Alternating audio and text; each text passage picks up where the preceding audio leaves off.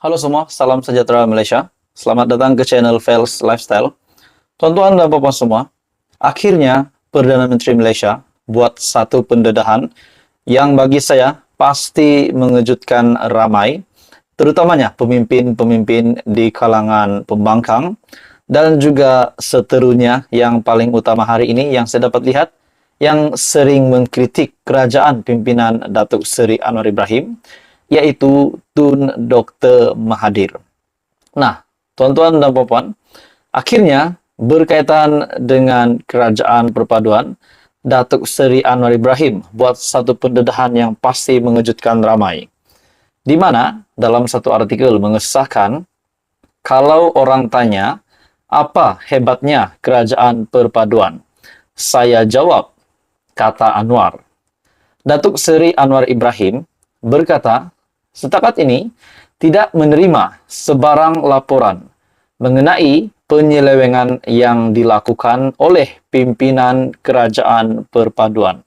Nah, tuan-tuan dan puan semua, berkaitan dengan penyelewengan, kita berbalik kepada kepimpinan yang dulu semasa PN menjadi kerajaan, sudah pasti ramai yang semakin sangsi setelah Muhyiddin Yassin yang Perdana Menteri pada ketika itu akhirnya menerima 7 pertuduhan berkaitan dengan dana RM 92.5 bilion, berkaitan dengan penyelewengan dana, berkaitan dengan pengubahan wang haram. Nah, pada akhirnya, hari ini bekas Perdana Menteri tersebut menerima 7 pertuduhan. Bahkan di dalam ucapan Datuk Seri Anwar Ibrahim sebelum ini, yang menyatakan bahwa ada pemimpin yang dulu yang berkuasa pernah mengaut kekayaan demi keluarga, demi kroni, dan demi diri sendiri. Dan pada akhirnya Tun Dr. Mahathir yang perasan tentang ucapan itu akhirnya mahu menyaman Datuk Seri Anwar Ibrahim pula disebabkan menurut Tun Mahathir kenyataan itu ditujukan kepada beliau. Nah, jadi saudara-saudara, bila kita bercakap tentang penyelewengan dana, setakat 6 bulan, setakat ini saya juga merasakan kepimpinan Datuk Seri Anwar Ibrahim ini paling terbaik setakat ini. Nah, di dalam artikel ini, Perdana Menteri berkata, ia adalah satu rekod dalam sejarah yang menunjukkan tekad menteri dalam kerajaan pimpinannya untuk menghentikan amalan yang merugikan. Sebaliknya fokus untuk membangunkan negara. Kalau orang tanya, apa hebatnya kerajaan perpaduan? Saya jawab, hebatnya karena pasukan pimpinan saya bertekad untuk menghentikan kerosakan amalan yang runtuh, nilai dan menyebabkan negara rugi serta dihina dunia akibat amalan untuk memperkayakan diri dan menyalahgunakan kuasa. Sebelum ini juga, Perdana Menteri Datuk Seri Anwar Ibrahim ada membuat kenyataan tentang ada pemimpin yang puluhan tahun selamat setelah menyeleweng ataupun menerima rasuah berbilion banyaknya, dan hari ini setelah puluhan tahun masih selamat. Nah, jadi siapakah pemimpin yang dinyatakan Datuk Seri Anwar Ibrahim itu? Dan seperti yang kita tahu, Datuk Seri Anwar Ibrahim tidak mengulas lanjut tentang perkara itu. Namun, melalui kenyataan Perdana Menteri, sudah pasti beliau mungkin mempunyai maklumat siapa identiti pemimpin tersebut. Setelah bila ditanya apa hebatnya kerajaan perpaduan, beliau berkata, hebatnya kerajaan perpaduan adalah barisan kepimpinan kerajaan perpaduan hari ini tidak menyeleweng sebarang dana. Ini bagi saya kejayaan hebat orang di atas dan menteri di bawah. Ini bukan perkara kecil, katanya ketika berucap pada Convention Nasional. Kalau orang tanya apa hebatnya kerajaan perpaduan, saya jawab, hebatnya kerana pasukan pimpinan saya bertekad untuk menghentikan kerosakan amalan yang runtuh, nilai dan menyebabkan negara rugi serta dihina dunia akibat amalan untuk memperkayakan diri dan menyalahgunakan kuasa. Jadi saudara-saudara, apa komen Anda? Teruskan bersama di dalam channel ini. Untuk info yang lanjut, jangan lupa tekan butang like, share, dan subscribe.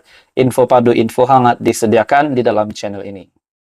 Halo semua, salam sejahtera Malaysia. Kembali lagi di dalam satu lagi isu yang panas, di mana kita digemparkan sebelum ini dengan kenyataan Perdana Menteri Datuk Seri Anwar Ibrahim berkaitan dengan dana Rp4,5 triliun yang saya boleh katakan yang hilang begitu saja dikarenakan oleh rasuah oleh kepimpinan sebelum ini. Nah, dalam satu artikel sebelum ini di mana Datuk Seri Anwar Ibrahim menyebut tentang lesapnya Rm4,5 triliun tersebut, berita susulannya yang mengejutkan di mana diterbitkan dalam satu artikel apa negara boleh buat dengan lesap, boleh buat dengan Rm4,5 triliun jika tak lesap. Baru-baru ini Perdana Menteri Datuk Seri Anwar Ibrahim yang mengarahkan SPRM, PDRM, BNM ataupun Bank Negara Malaysia ataupun beberapa agensi nasional untuk mencari pihak yang bertanggungjawab menyebabkan negara menanggung kerugian yang dianggarkan Rm4,5 triliun dalam tempoh 26 tahun disebabkan rasuah dan ketirisan. Nah, bila kita fikir secara relevannya, pada 26 tahun sebelum ini, yang terkini pun, yang pernah menjadi Perdana Menteri, iaitu Mahyadin Yassin dan Tun Dr. Mahathir, memang sah di dalam tempoh 26 tahun itu, mereka pernah menjadi Perdana Menteri. Nah, saudara-saudara, persoalannya, adakah di dalam Rm4,5 triliun itu ada juga dapat dikaitkan dengan nama dua bekas Perdana Menteri itu? Nah, itu menjadi persoalannya. Ahli Parlimen Tambun itu berkata, Datuk Seri Anwar Ibrahim, perkara tersebut perlu dipandang serius kerana ia melibatkan nilai integriti di peringkat nasional. Jika ditelusuri, jumlah Rm4,5 triliun bukan sesuatu yang sedikit bagi buat negara, terutamanya ketika keadaan ekonomi yang tidak menentu kini. Maka, sudah pasti ia menimbulkan kekecewaan dan kekesalan yang besar buat seluruh anggota rakyat. Sekiranya dibahagikan mengikut 26 tahun, ketirisan berkenaan setiap tahun negara kehilangan sekitar Rm173,08 bilion.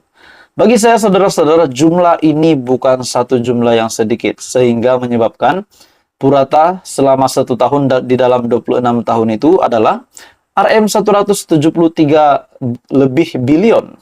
Nah, jadi saudara-saudara, maksudnya rasuah dan ketirisan melibatkan Rm173 bilion dalam tempo 1 tahun. Bayangkan dengan harga hartana yang melonjak sehingga Rm433K pada suku pertama tahun 2022, jumlah Rm173,08 bilion itu sebenarnya boleh digunakan oleh kerajaan untuk membina 399,000 lebih buah rumah dalam masa setahun kepada mereka yang kurang berkemampuan. Itu belum dibandingkan dengan harga hartanah terdahulu yang jauh lebih murah daripada suku tahun 2022. Nah, persoalannya saudara-saudara, adakah di mana jumlah ketirisan dan rasuah yang melibatkan jumlah keseluruhan selama 26 tahun ini, yaitu Rm4,5 triliun ini, juga melibatkan nama bekas Perdana Menteri, yaitu Tun Mahathir dan juga Mahyadin Yassin. Nah, itu menjadi persoalannya. Jadi, saudara-saudara, apa komen Anda? Teruskan bersama di dalam channel ini. Info padu, info hangat disediakan di dalam channel ini. Jangan lupa tekan butang like, share, dan subscribe.